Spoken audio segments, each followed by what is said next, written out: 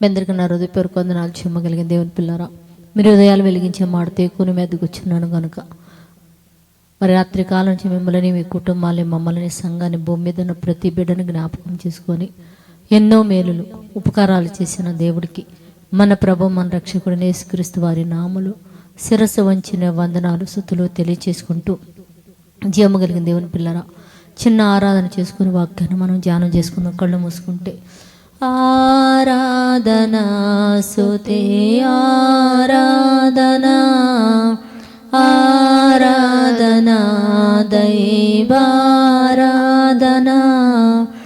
ఆరాధనా స్తుతి ఆరాధనా ఆరాధనా దైవారాధనా ఆరాధనా స్తుతి ఆరాధనా ఆరాధనా దైవారాధనా. చెమ్మగలిగిన దేవుని పిల్లలు మనం చూడగలిగితే యోబు గ్రంథము 1:22 ఒక మాట రాయబడింది.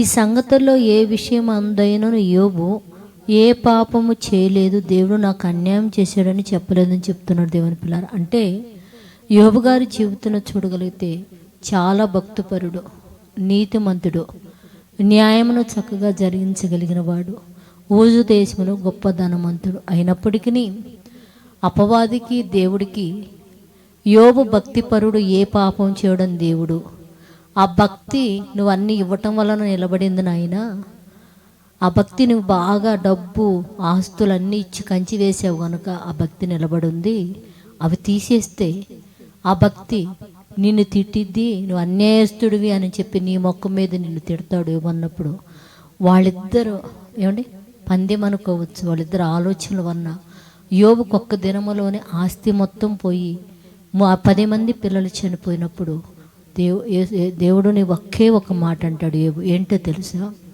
యెహోవా ఇచ్చిన యెహోవా తీసుకొని పోయిను, యెహోవా నామముకు స్తుతి కలుగునుగాక, మహిమ కలుగునుగాక అంటాడు. ఆ విషయం చూసినప్పుడు దేవుడు అంటున్నాడు, యోబు ఈ సంగతుల విషయంలో ఏ విషయంలో కూడా పాపం చేయలేదు, దేవుడు అన్యాయస్తుడని కూడా అనలేదు అని రాయబడింది దేవుని పిల్లరా. మరి నీ భక్తి జీవితం, నా భక్తి జీవితము అన్నీ బాగున్నప్పుడు 10 కడ్డీలు వెలిగించి చుట్టూ తిప్పి, పరిస్థితులు బాగలేనప్పుడు ముసుగేసుకొని మనల్ని గుచ్చుకునే వారేమై ఉన్నామా? మన భక్తి యథార్థంగా యోబుకు మళ్ళీ ఉన్నదా లేదని ఒకసారి మనల్ని మనం పరీక్షించుకుందాం. ఒకవేళ యోబు జీవితం లాంటి భక్తి మనలో లేదనుకో, అలాంటి భక్తి మనందరం కలిగి ఉండనట్లు ప్రార్థించేద్దాం. పరిశుద్ధుడా, జీవమగలిగిన మా పరలోకపు తండ్రి, నాయన నీ కృప కలిగిన నామమును కొందనారు తండ్రి. యోబు గారికి నువ్వు ధనం ఇచ్చినప్పుడు సంతోషపడ్డాడు, బిడ్డలు ఇచ్చినప్పుడు సంతోషపడ్డాడు. అవి మొత్తం నువ్వు తీసుకున్నప్పటికీ నాయన నీ నామానికి మహిమ స్తుతి కలుగును గాకని కృతజ్ఞతలు చెల్లించాడు. మా కుటుంబాల్లో మేలు జరిగినప్పుడు నిన్ను కనపరిచి, కీడు జరిగినప్పుడు నిన్ను తిట్టేవారిగా, అవమానం పరిచేవారిగా మేము ఉన్నామేమో నంతండి.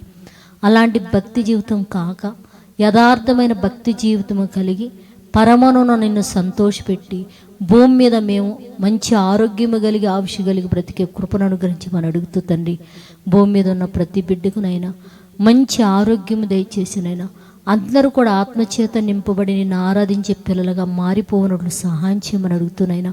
బిడ్డల ఉద్యోగాల నిమిత్తం, చదువుల నిమిత్తం బయటికి వెళుతుండగా నీ కృపను అనుగ్రహించి రాకపోకల్లో కృప చెప్పి కుటుంబాల మంచి ఆరోగ్యం దయచేసి మీరు మహిమ పొందమని మా రక్షకుడు నీ కుమారుడు యేసే పరిశుద్ధ నామములో ప్రార్థన అడుగుతున్నాం తండ్రి, ఆమెన్. మీ అందరికీ నా హృదయపూర్వక వందనములు, ధన్యవాదాలు.